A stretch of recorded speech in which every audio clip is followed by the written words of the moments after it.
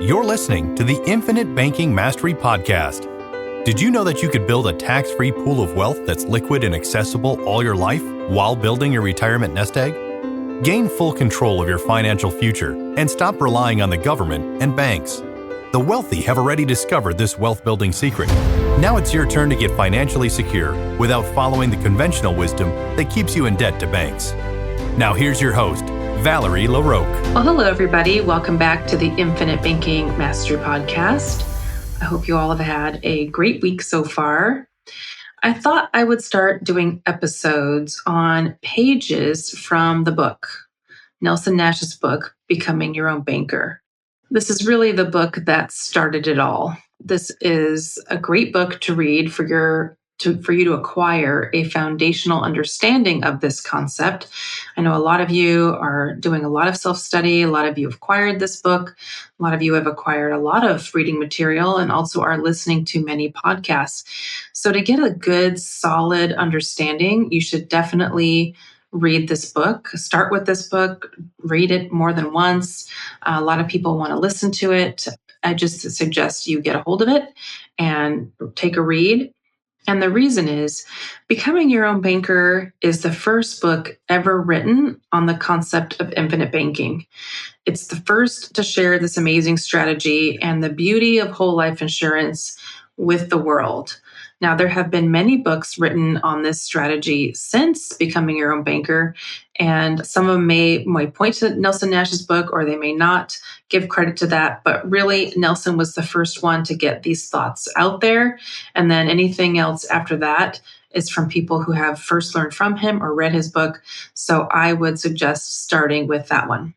As I just mentioned, there is an audio version. I've talked to a lot of people who have acquired the audio version of the book and they like it well. And if that's the way that helps you to get through a book, that's great. I would say to get the audio version.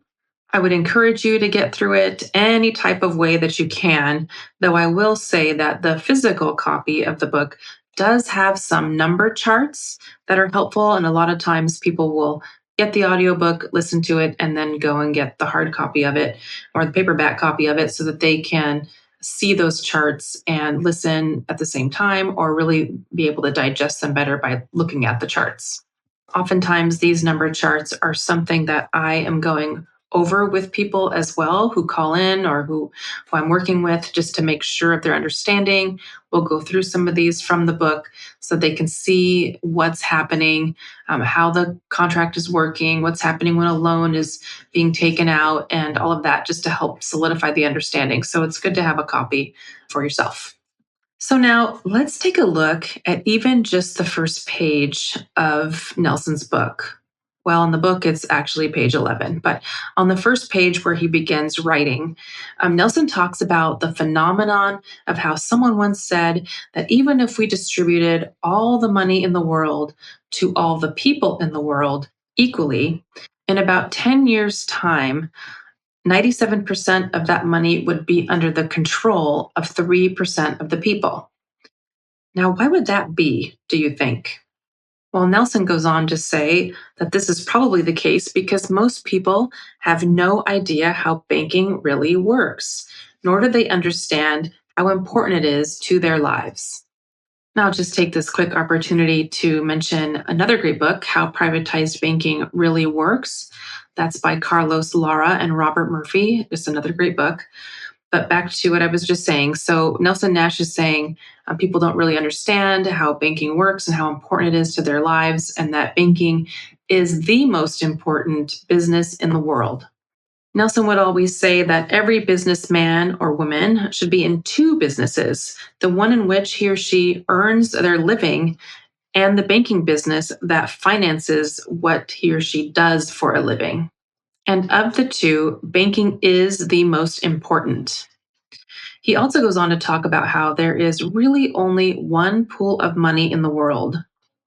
Now, this pool of money is managed by all sorts of banks, insurance companies, and corporations and individuals, but none of that makes any difference. The fact is that the money flows from this pool of money through our hands for our various needs, but it will all end up back in the banking system.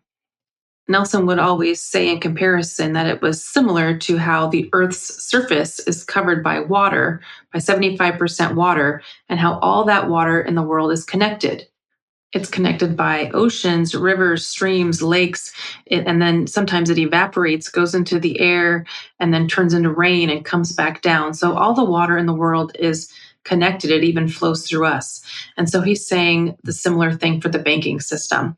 For example, if you were to go out and buy a car and use money from your bank account as a down payment on the car, that money would flow from your bank account to the car company's bank account. And then from there, they might use some of that money to pay their employees. And now it goes into the employee's bank account. And round it goes, always ending up back into the banking system. The fact is, money must flow. And banks are aware that every time money moves, there is a profit to be made. And so they place themselves right at the center of this activity. So, what I'm here to teach you, along with other IBC practitioners, is how to take control of the banking function in your life so that you can start retaining the control and the earnings that you are currently turning over to banks. Banks currently earn way more money in interest from the loans you are taking and that others are taking than they are paying you in interest to store your money with them at their bank. And they are making a killing. So here we are doing our best to save money and trying to get loans at lower interest rates for things we need, like homes and cars and large purchase items. And meanwhile, the banks are taking that money that we're saving up and wrapping it up with interest and selling it back to us at a premium. But the good news, you can build your own pool of money. You can build your own pool of money and start retaining some of that interest that you are otherwise paying to banks. Now, how large your own personal pool of money will be will depend on your ability and your budget for starting your first policy. Maybe over your lifetime, you'll end up with only one policy, the first one you started with, or maybe you'll have a system of policies, as Nelson Nash suggests in his book. When you're starting off your policy, if you feel like you wish you could start with a lot higher premium dollars than you're able to, it will still grow. It's a great starting point, and it will still grow and become something usable for you. It will still be awesome, even if you can only do a little bit, a lot less than you wish you could. Even if you never get the ability to truly grow your banking system with the amount of funding that you would have liked, it still will be better than doing nothing. Absolutely. Because it will still be a pool of cash that you get to control, that you get to borrow against, and use as you see fit while continuing to earn on that value, allowing you to use those dollars and have them do double duty for you because they're earning at the same time you're using them, you're borrowing them and using them for some other purpose. The question Nelson asks in his book is, how much of the banking function do you control as it relates to your needs? How much do you want to control? Controlling the banking function in your life is truly the most powerful strategy I've ever seen when it comes to wealth building. I've been in the financial industry for about 20 years now, and this is definitely the most powerful action you could take to multiply your wealth, create cash flow, and have your dollars doing double duty. So if you're feeling ready to share with someone your financial goals and concerns, your current financial situation, so that you can start building your own pool of cash to bring you more financial freedom, to bring you more control over your financial situation, and you're feeling ready to partner with a knowledgeable expert, a knowledgeable IBC practitioner in this area, feel free to reach out to me. You can reach me at Valerie@alphaomegawealth.com. So today I really only shared from the first page of Nelson's book, even though I said before it's page 11. And I'll be sharing more from his book in upcoming podcasts, just kind of going through it and talking it out with you guys so you can hear it and have an understanding, maybe be inspired to buy it and read it. There certainly is a lot of wisdom to share. So again, if you don't have this book, it's a must read. I would definitely get it. Thanks again for listening. I hope you all have a great week.